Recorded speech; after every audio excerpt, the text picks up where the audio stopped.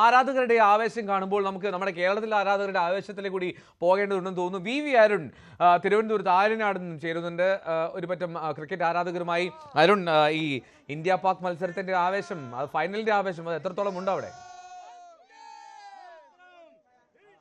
ഇന്ത്യയുടെ ക്രിക്കറ്റ് മത്സരങ്ങൾ എപ്പോഴും ക്രിക്കറ്റ് പ്രേമികൾക്ക് ആവേശമാണ്. അത് പാകിസ്ഥാനാണ് എതിരാളിയെങ്കിൽ ആവേശം ഒന്നുകൂടി കൂടും. ഏതായാലും 2 മത്സരങ്ങളിൽ തുടർച്ചയായി പാകിസ്ഥാനെ പരാജയപ്പെടുത്തി ഇപ്പോൾ ഫൈനലിൽ, ഏഷ്യാ കപ്പിന്റെ ഫൈനലിലും ഇന്ത്യയും പാകിസ്ഥാനും ഏറ്റുമുട്ടാൻ ഇനി മിനിറ്റുകൾ മാത്രമാണ് ബാക്കി. അപ്പോൾ സ്വാഭാവികമായും ഇത്രയധികം വർഷത്തിന് ശേഷം, 40-ലേറെ വർഷത്തിന് ശേഷം ഒരു മത്സരം, ഇന്ത്യ പാക് മത്സരം വരുമ്പോൾ സ്വാഭാവികമായും അതിന്റെ ആവേശം മറ്റു തലത്തിലാണ്. ആ ഒരു ആവേശത്തിൽ പങ്കിടാൻ, ആവേശത്തെ വരെ നമ്മോട് സംസാരിക്കാൻ ഒരു കൂട്ടം ക്രിക്കറ്റ് പ്രേമികൾ അവരുടെ ക്രിക്കറ്റ് കളിക്കുകയാണ്. ഞായറാഴ്ച സ്വാഭാവികമായും ക്രിക്കറ്റ് കളിക്കുന്നവർക്ക് ഒരു പ്രധാനപ്പെട്ട ദിവസമാണ്. അവധി ദിവസം എത്ര സമയം കളിക്കാൻ വരും അത്രയും കളിക്കുന്ന ദിവസമാണ്. ഏതായാലും ഇന്ത്യയും പാകിസ്ഥാനും ഒരു ഫൈനലിൽ ഏറ്റുമുട്ടുകയാണ്, അതും ഏഷ്യാ കപ്പിന്റെ ഫൈനൽ. എന്താണ് നിങ്ങളുടെ ഒരു പ്രതീക്ഷ? ആണോ? കഴിഞ്ഞ 2 കളി ഇന്ത്യ ജയിച്ചു, ഫൈനലിലോ തന്നെ ഈ കളി ജയിക്കും, വേറെ ഓപ്ഷൻ ഇല്ല. എന്താണ് ഇന്ത്യയുടെ ആരായിരിക്കും ഇന്ത്യക്ക് ഇന്ന് ഫോം ആകാൻ പോകുന്നത്? ഇന്ന് എല്ലാരും അഭിഷേക് ശർമ്മ, ശുഭ്മാൻ ഗിൽ, സൂര്യകുമാർ, എല്ലാരും അത്രയല്ല ഫോമിലെല്ലാം തോന്നുന്നല്ലേ? ഇന്നടിക്കും. രോഹിത് ശർമ്മ അടിച്ച പോലെ ഇന്നടിക്കും. രോഹിത്. പാകിസ്ഥാൻ ടീം എങ്ങനെയുണ്ട്? പാകിസ്ഥാൻ ടീം പോരാ, ഇന്ത്യയോടെ എത്തൂലല്ലേ? എന്താ പഴയ ടീം പോലെ ഒന്നും? പഴയ ടീം പോലെ ഇല്ല. ഇന്ത്യ ഇതാണ് കപ്പടിക്കും, ഈസി ആയിട്ട് അടിക്കും, നശിപ്പിക്കും. ശ്രീലങ്കയൊക്കെ ഇന്ത്യയെ അക്ഷരാർത്ഥത്തില് വിറപ്പിച്ചു. ശ്രീലങ്കയൊക്കെ. അപ്പൊ പാകിസ്ഥാൻ ഇന്ന് ആദ്യം ഇന്ത്യയുടെ കളിച്ച പാകിസ്ഥാൻ അല്ല, പിന്നീട് പാകിസ്ഥാൻ ഫോമായി വരെയാണ് കുറച്ചുകൂടി. ഇന്ത്യ അതുപോലെ ഫോമായി വരെയാണ്. ഇന്ത്യക്കും കഴിഞ്ഞ കളി സൂപ്പർ ഓവറിൽ രക്ഷപ്പെടുകയാണ്. അതിൽ കാര്യമില്ല, കാരണം കഴിഞ്ഞ കളിയിൽ മെയിൻ ബോളറായി ബുംറ ഒന്നും ഇല്ലായിരുന്നു. അപ്പോൾ അല്ലാതെ ബുംറ 2 കളിയിലും നന്നായിട്ട് അടിച്ചിട്ടുണ്ട് അവര്. അത് കുഴപ്പമില്ല, ഫൈനലിൽ പകരം നല്ലതുപോലെ എറിഞ്ഞോളും. ഫോമിൽ തിരിച്ചു വരും. അതെ, തീർച്ചയായിട്ടും തിരിച്ചു വരും. ഒരു കളിയിൽ അടിക്കുന്നത് നല്ലതാണ്, അപ്പോഴേ അടുത്ത കളിയിൽ കുറച്ചുകൂടെ ഊർജ്ജമായിട്ട് എറിയാൻ പറ്റുള്ളൂ. പാകിസ്ഥാൻ ഭയങ്കര മോശം ടീമാണ്. ഇപ്പോഴെന്താണ്? മോശം ടീമൊന്നുമല്ല, അത്യാവശ്യം നല്ല ടീമാണ്. പിന്നെ അവരുടെ ഒരു അഹങ്കാരം, ഇന്ത്യയെ തറ പറ്റിച്ച് കളയാമെന്നുള്ള ഒരു അഹങ്കാരം, അത് ഇന്ത്യ വെട്ടിക്കൊടുക്കുന്നില്ല. അവർക്കും വേണ്ടേ? അവരും കളിക്കാൻ വരുന്നവരില്ല, അവരും കപ്പടിക്കാൻ വരുന്നവരില്ല, അവര് അഹങ്കാരം കാണിക്കണ്ടേ? അതൊരു ഓവറായി. ഇന്ത്യൻ ടീമല്ലേ ശരിക്കും ആദ്യം പോയിട്ട് ഷേക്ക് ഹാൻഡ് കൊടുക്കാതൊക്കെ?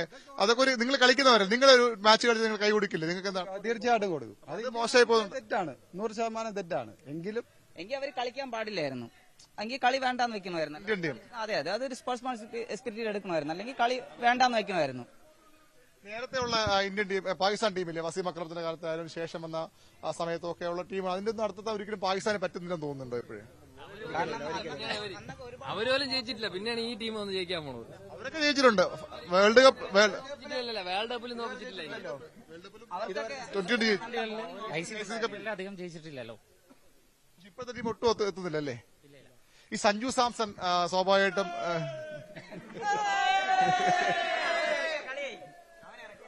സഞ്ജു ഇറക്കിയാലേ ജയിക്കണോ? കളി ജയിക്കും, ഉറപ്പായിട്ടും ജയിക്കും. ഈ ഫൈനലിൽ സഞ്ജു ആണ് കളിക്കേണ്ട. ഇതിനും പാകിസ്ഥാനോട് കളിച്ചപ്പോഴും സഞ്ജു അത്ര ടച്ച് ആയിരുന്നില്ല. അത് ഒരു പ്ലെയറിന് 1 വർഷം കഴിഞ്ഞിട്ടല്ലേ ഇറക്കേണ്ട. കളികൾ വരുമ്പോ എല്ലാ തവണയും കളിപ്പിക്കണം, എന്നാലും പൊസിഷനിൽ കളിപ്പിക്കണം അല്ലേ? ആ ഒരു പൊസിഷനിൽ ഇറക്കണം. ഏതാണ്ട് ഇപ്പൊ 8ാമത് വരെ ആയിട്ടുണ്ട്. ആ അവസരം കൊടുക്കും തോറും ഒരു പ്ലെയറിന്റെ കഴിവ് കണ്ടോണ്ടിരിക്കും. ഇത് സഞ്ജുവിന് അവസരമില്ല, ഇന്ത്യൻ ടീമിൽ അവസരമില്ല. ഇന്ന് സഞ്ജു എപ്പോഴേക്ക് ഏത് പൊസിഷനിൽ ബാറ്റ് അവര് ഇറക്കിയാൽ അത്രേ പറയുന്നുള്ളൂ, ഉറപ്പൊന്നുമില്ല. അവര് ഇറക്കി ഓപ്പണിംഗ് ഇറക്കിയാലും അവൻ കളിക്കും. ഇന്ന് എവിടെയായിരിക്കും ഇറങ്ങാൻ പോകുന്നത്? എവിടെ ഇറക്കിയാലും കളിക്കുമെന്ന് കഴിഞ്ഞാൽ ഇറക്കിയാൽ കളിക്കും. സഞ്ജുവിന് ഓപ്പണിംഗ് ഇറക്കിയാൽ സഞ്ജു കളിക്കും. സഞ്ജു ഏത് പൊസിഷനിൽ വരും? ഫസ്റ്റ് ഓപ്പണിംഗ് വരുമോ? ഗില്ല് മാറി കൊടുക്കും? ചാൻസ് കുറവാണ്, എന്നാലും 1 ഡൗൺ ഇറങ്ങാൻ ചാൻസ് ഉണ്ട്. 1 ഡൗൺ ചാൻസ് ഉണ്ട്. സൂര്യകുമാർ യാദവിന് ചാൻസ് ഉണ്ട്. സഞ്ജുവിന്റെ ഒരു വിക്കറ്റ് കീപ്പിംഗ് ഒക്കെ വേറെ ലെവലിലേക്ക് മാറുന്നില്ലേ? മികച്ച രീതിയിലാണ് വിക്കറ്റ് കീപ്പിംഗ് നടത്തിക്കൊണ്ടിരിക്കുന്നത് സഞ്ജു. ഇനിയും അങ്ങനെ തുടരുമെന്നാണ് പ്രതീക്ഷിക്കുന്നത്.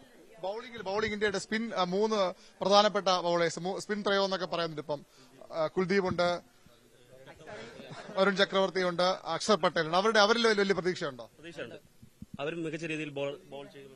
3 പേരുണ്ട്. വരുൺ ചക്രവർത്തി IPL കുറച്ചുകൂടെ കളിക്കാൻ പാടും, പക്ഷെ കഴിഞ്ഞ കളിയിലൊക്കെ വരുൺ ചക്രവർത്തി അവർ തെരഞ്ഞുപിടിച്ച് അടിക്കുമ്പോൾ തോന്നുന്നുണ്ടല്ലേ? കളിയാകുമ്പോൾ എല്ലാ കളിയിലും നമ്മൾ ഒരുപോലെ കളിക്കാൻ പറ്റത്തില്ലല്ലോ എല്ലാ ദിവസവും. അജന്ത മെൻഡിസ് എന്ന് പറയുന്ന ഒരു പ്ലെയർ വന്ന് ഭയങ്കര ഇതായിരുന്നു. അതിന് ആദ്യം ഇന്ത്യ അങ്ങ് നശിപ്പിച്ചതാണ്.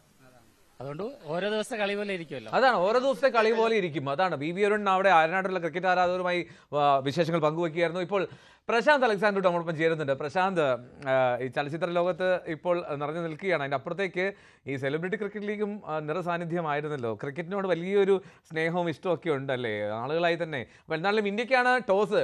ഇന്ത്യ പാകിസ്ഥാനെ ആദ്യം ബാറ്റ് ചെയ്യാൻ അയച്ചിരിക്കുകയാണ്. എന്താണ് ഇന്നത്തെ ഒരു പ്രതീക്ഷ പ്രശാന്ത്? ഏറെ പ്രതീക്ഷയോടെയാണ് ഈ മാച്ചിനെ കാണുന്നത്.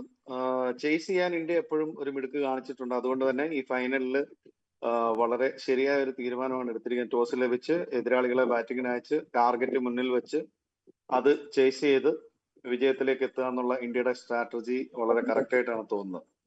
ഏതാണ് ഈ ടീമിലൊരു ഏറ്റവും ഗംഭീര പ്ലെയർ, എക്സ് ആയിട്ടുള്ള ഫാക്ടർ ആവാൻ സാധ്യതയുള്ള ഒരു പ്ലെയർ ആരാണെന്നാണ് താങ്കൾ കരുതുന്നത്? നമ്മുടെ ഓപ്പണർ അഭിഷേക് ആണ്. ഈ ടൂർണമെന്റ് ഉടനീളം അദ്ദേഹത്തിന്റെ ഓപ്പണിങ് സ്ഫോടനാത്മകമാണ്. അദ്ദേഹം ക്രീസിലുള്ള സമയത്ത് എതിർ ടീമിലെ ബോളർമാർക്ക് ഒരിക്കലും മനസ്സമാനത്തോടെ ബോൾ ചെയ്യാൻ പറ്റില്ല. അപ്പം അത് കഴിഞ്ഞാൽ പിന്നീട് ഇങ്ങോട്ടുള്ള ബാറ്റിംഗ് നേരം ഒക്കെ തന്നെ ഒരു പ്ലെയറിനെ പോലും നമുക്ക് എതിർ ടീമിലെ ബോളർമാർക്ക് ആശ്വാസം നൽകുന്ന ഒരു പ്ലെയർ പോലും ശുഭ്മാൻ ഗിൽ ഒഴികെ ഒരു പ്ലെയർ പോലും ഇപ്പോഴും ടീമിലില്ല. ഗില്ല് ഇതുവരെ ശോഭിച്ചില്ലെങ്കിലും ഗില്ലും വളരെ ടാലന്റഡ് ആയിട്ടുള്ള ഒരു പ്ലെയർ ആണെന്നുള്ളത് കൊണ്ട് തന്നെ ഏത് സമയവും അദ്ദേഹവും ഫോമിലേക്ക് തിരിച്ചെത്താവുന്ന ഒരവസ്ഥയാണുള്ളത്. തിലക് വർമ്മ കഴിഞ്ഞ കളിയിൽ മികച്ച ഫോമിലെത്തി. സഞ്ജു സാംസൺ ആദ്യത്തെ മാച്ച് തൊട്ട് തന്നെ അദ്ദേഹത്തിന് ഏൽപ്പിച്ചിട്ടുള്ള ജോലി വളരെ കൃത്യമായി ചെയ്യാൻ നോക്കുന്നുണ്ട്. എനിക്ക് തോന്നുന്നു സ്ട്രൈക്കർ റൊട്ടേറ്റ് ചെയ്ത് അവസാന ഓവറുകളിലേക്ക് എത്തിയിട്ട് അടിച്ച് തകർക്കുക എന്നുള്ളതായിരിക്കണം സഞ്ജു സാംസന്റെ മേലിൽ ഏൽപ്പിച്ചിട്ടുള്ള ഉത്തരവാദിത്വം. അതുകൊണ്ടായിരിക്കാം മിഡിൽ ഓർഡറിൽ അദ്ദേഹത്തിനെ കീപ്പ് ചെയ്തേക്കുന്നത്. അപ്പോ ഇന്ന് റിങ്കു സിംഗ് കളിക്കുന്നുണ്ട്. റിങ്കു സിംഗും ഈ പറഞ്ഞ പോലെ വളരെ ഡേഞ്ചറസ് ആയിട്ടുള്ള ഒരു പ്ലെയർ ആണ്.